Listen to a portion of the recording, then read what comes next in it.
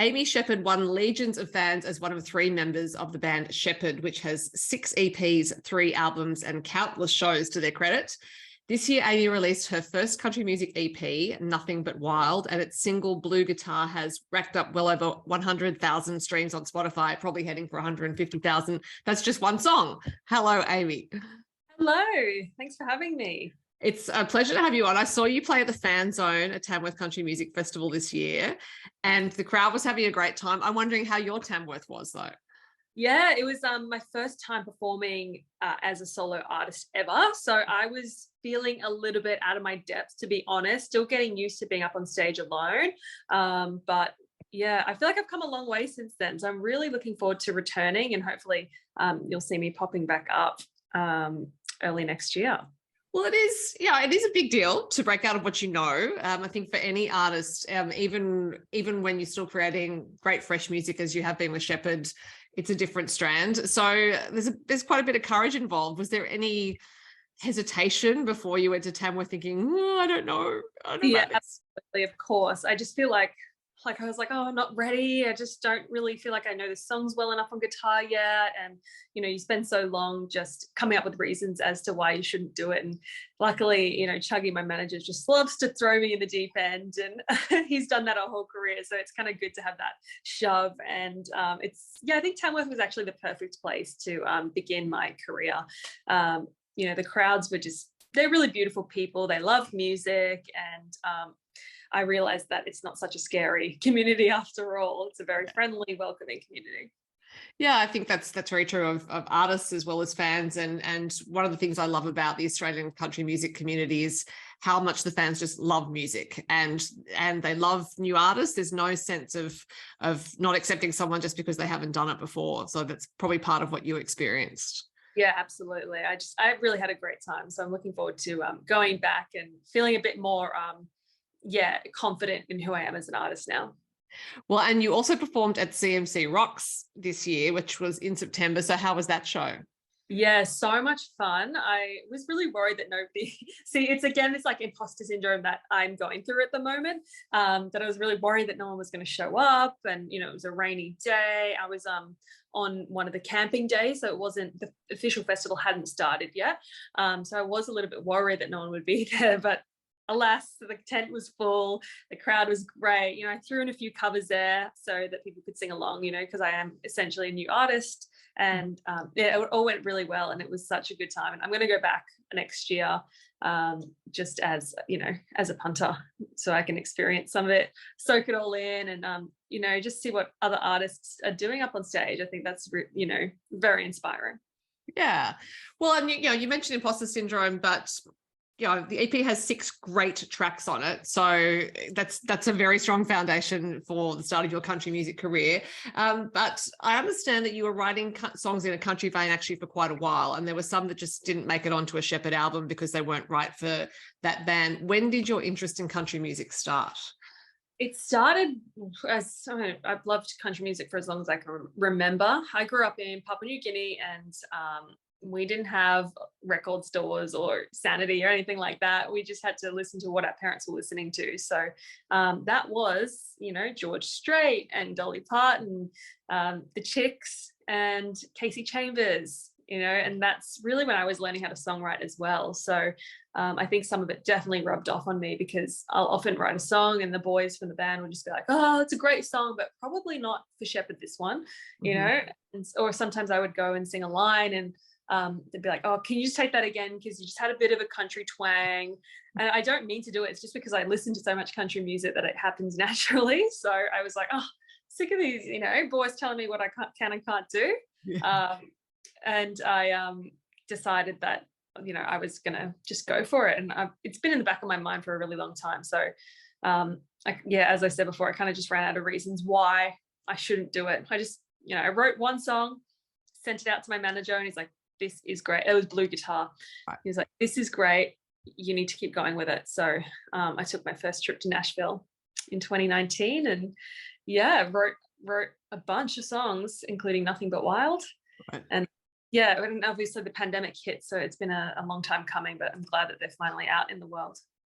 Yes, I have a few questions to ask you out of that, one of which is a process question, because I'm always really interested in the work behind songwriting, and I think fans are as well. So when you were talking about the songs that you wrote that weren't going to make it for Sheppard, do you have like a folder on your computer that is rejected Yeah, songs or country songs that you parked those in so you could get to later?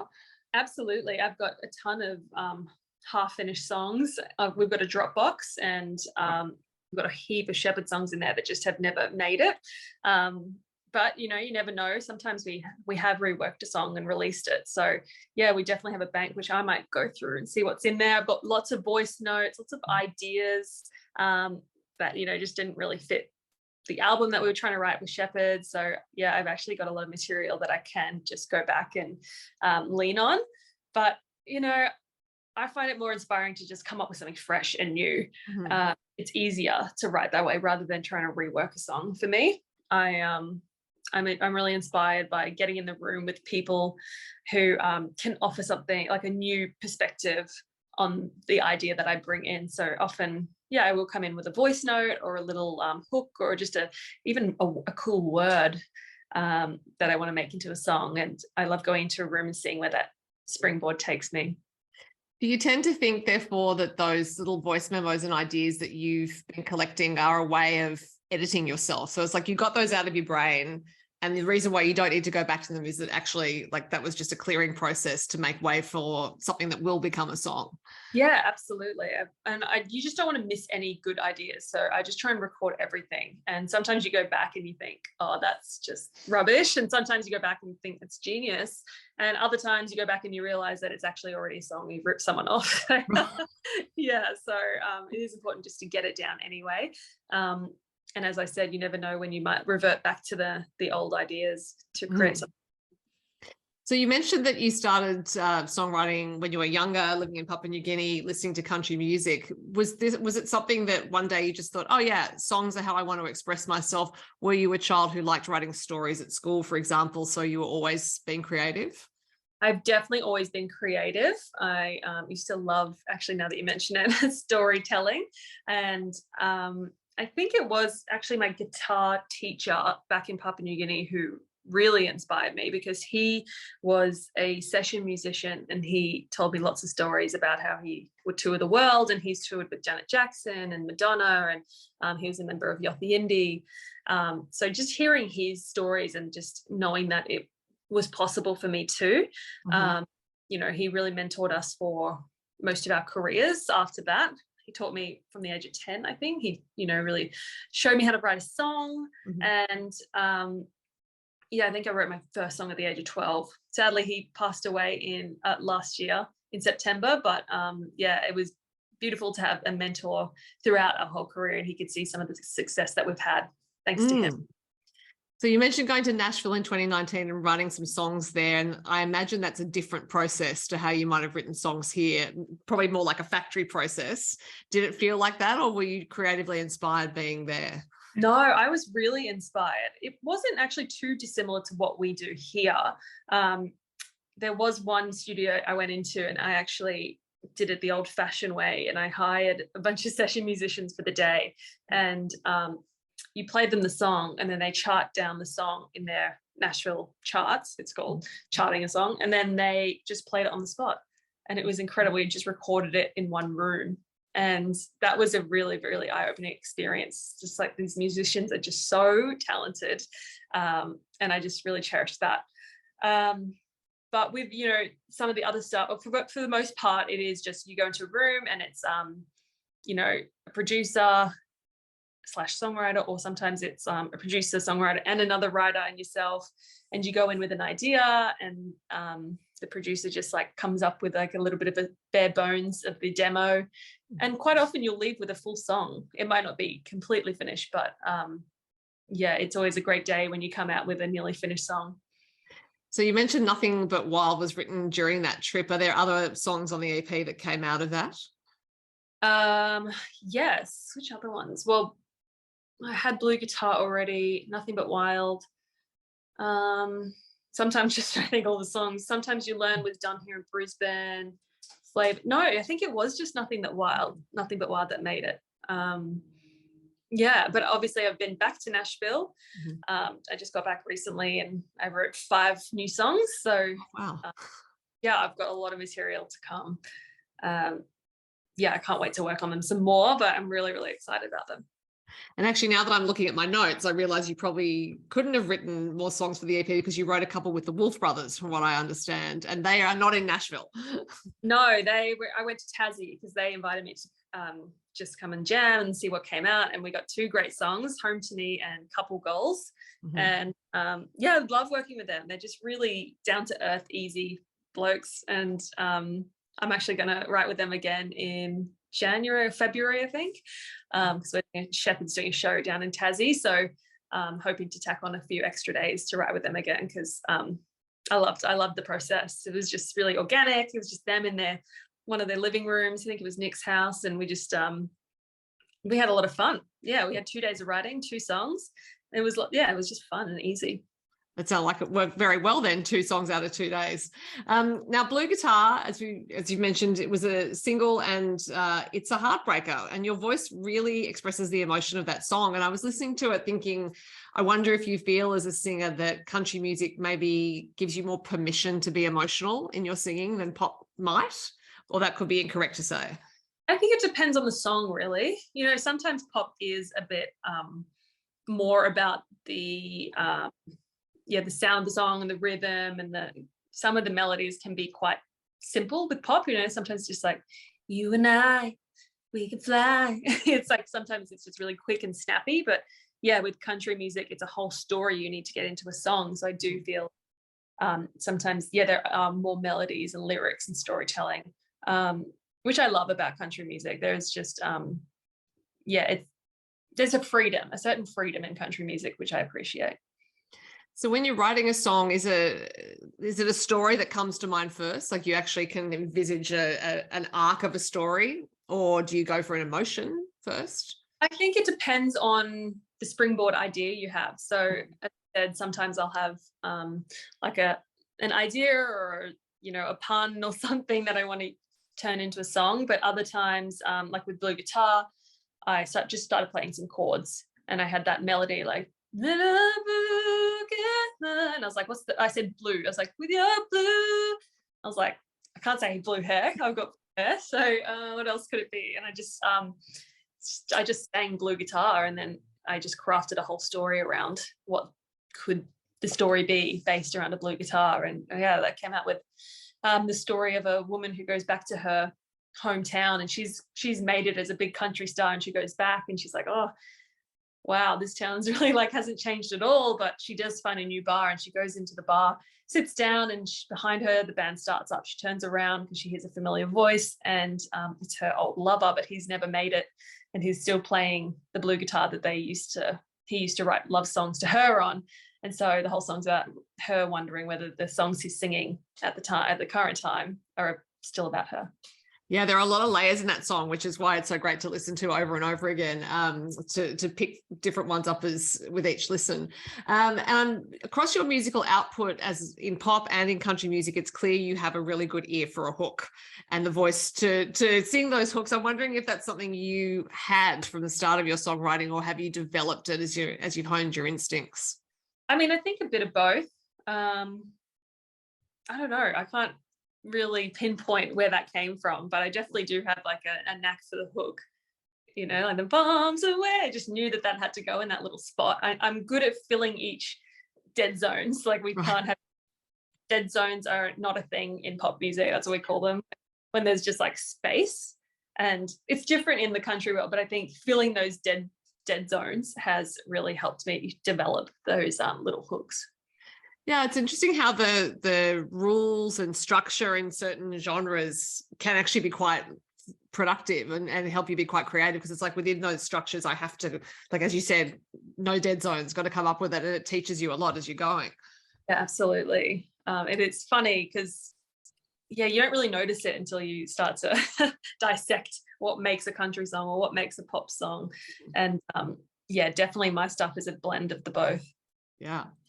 And you worked with Lindsay Rhymes as a producer. I think he might also have been a co-writer, although I'm not entirely sure about that. How did you come to work with him? Yeah, actually, my brother met him at the APRA Awards I think it was in Brisbane or Sydney. They were having the APRA Awards. Lindsay won some awards, and I actually wasn't there that night, but he was sitting next to George, and George knew that obviously I was starting this country project and put me in touch with Lindsay. So that's how I first met him. And then when he heard that I was doing the country project and coming to Nashville, he very kindly made some space because he's a very busy man. He is very talented and very successful. And yeah, he was very generously let me come into the studio, and we wrote Nothing But Wild, and yeah, in a matter of 4 hours. Right. Well, that was obviously a very productive relationship, and I imagine you might work with him again since that did so well at that time.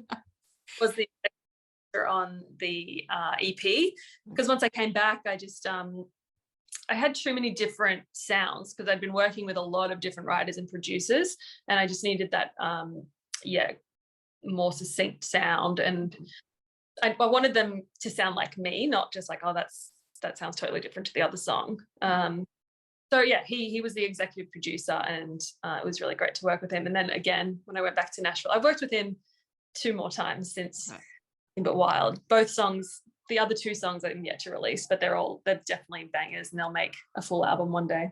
Fantastic. And now, as you mentioned a little while ago, you had planned to release this earlier. It was a pre-pandemic project, which then tipped into the pandemic. I imagine that was at the very least frustrating. To say the least. At the time, it was just heartbreaking, really, because you do work really hard. You have a vision of how things are going to go, and then it all just gets turned up on its head. And so, obviously Sheppard at that time was going to take the priority because we needed to figure out how to keep our business afloat. Got busy on Sheppard, really, and just we wrote a song and released a song and a video clip every single month of 2020. And that kept us very busy. But also it gave me a lot of time to re-listen to the songs and figure out that, yes, I needed Lindsay to do all of the tracks. And so we were going back and forth via email and Zoom, and I did the vocals in Brisbane, sent them to him, and he'd slot them in, and then I'd change things. So it just gave me lots of time. So I don't think I would have had the sound that I have on this EP had the pandemic not happened. So I'm a big believer of everything happens for a reason in the way that they're meant to happen. So you can't look back in anger. Well, that is the very good philosophical way to take it, and it has resulted in a great EP. And now that you've had this project away from the band, just for yourself, is there anything you've discovered about yourself as an artist that you didn't know before? I think just that I'm a better songwriter than I thought I was. Okay. I think I relied a lot on, not relied, but just I think being in a room with my brother constantly and Jay, the third songwriter, having that safety blanket in them every time I went into a room made me feel like maybe I couldn't do it alone. Mm-hmm. So this has really given me the chance to go for it, write some songs alone, finish songs alone, and just, I guess, have the confidence that I can do it and that I am a very good songwriter. Yeah, so I think it's just really given me the permission to say, yes, you can do it. Yes, you're a good songwriter. Yeah. And it's not the only, well, those 2 are not the only projects you have on the go, because you also have a podcast, Couple Goals, with your husband, Lachlan Stewart. How's that going? Yeah, it's going really well. We've just started. I think we've recorded 4 or 5 podcasts, and but it's fun. It's a lot of fun. It's nothing too serious. It's just us sharing our weekly pet peeves and setting each other a couple goal at the end of each episode. And we're going to have guests on. We've had George on, we've had my sister Emma, and now we're going to start inviting some more guests. We've got a wish list, so we're just going to go through the list and start inviting people on. And very neatly it ties in with the EP, because their song on the EP is called Couple Goals. Yeah, our intro song as well. So I had to email the Wolf Brothers and management to get the rights to the song. It can get kind of complicated, but luckily they gave it the all clear and said I could use the song. And it just ties in really nicely with the EP and obviously the podcast. Yeah. And also you are known for, and it's on your Instagram bio, the Kiss My Fat Ass movement. And I did want to ask about that because it has had some media coverage, and it is part of your presence. So when did you start doing that? I started doing that in 18, I think. I posted a photo of myself without any editing, and this was before a lot of people were doing it, and I had some cellulite on my legs, and I couldn't believe the traction that this post had. Just women saying, oh my god, like, thank you, and we can't believe we're seeing some real cellulite on Instagram. And it actually went viral, and then I, in the caption, used hashtag kiss my fat ass. If you don't like it, you can kiss my fat ass or something. And before I knew it, women from all over the world were sharing their hashtag kiss my fat ass photos. And it was just like the most freeing thing that I've ever experienced. And it was from that day forward that I was like, well, this is me. I have permission now to show up as I am. And I hope to give others permission in doing so, in posting, unedited photos. I hope that it gives permission to others to feel more confident and realize that you're not a freak if you have cellulite or pimples and rolls and whatever else. We're all human. And I think someone in the media showing that can make a real impact to others. I'm wondering also if that permission to be free and to be you carries over to your creative work. So it's like in liberating yourself from expectations that all women are brought up with, basically, particularly for you being in the media, if that can flip a switch in other ways. I think so, definitely. It's just, the way to gain confidence is just to go for it and do it. So whatever you're scared of, do it anyway. And once you do it, you get over it and you just forget that it's even an issue. And that's definitely with work and with my body confidence. I don't blink twice when I see cellulite anymore, or if I see someone who posts a selfie without makeup on, I just think I don't blink. It's totally normal. Mm-hmm. And I feel like some of those filters, the face editing filters, I think the more that people use them, the more they get used to their own features looking that way. And then they look in the mirror and they're feeling unsatisfied because they're not measuring up to these fake filters. So I've made it my mission to show up as myself in order to make the world a little bit better. Well, I think we've also come back to where we started, which, because you were just saying, feeling scared and doing something anyway. And I started this with you talking about feeling a bit worried about being in Tamworth. So I do also think that's a nice way to wrap it up and conclude it. And people can go and listen to your EP, Nothing But Wild. Amy, thank you very much for your time. Thank you, Sophie. Really appreciate it.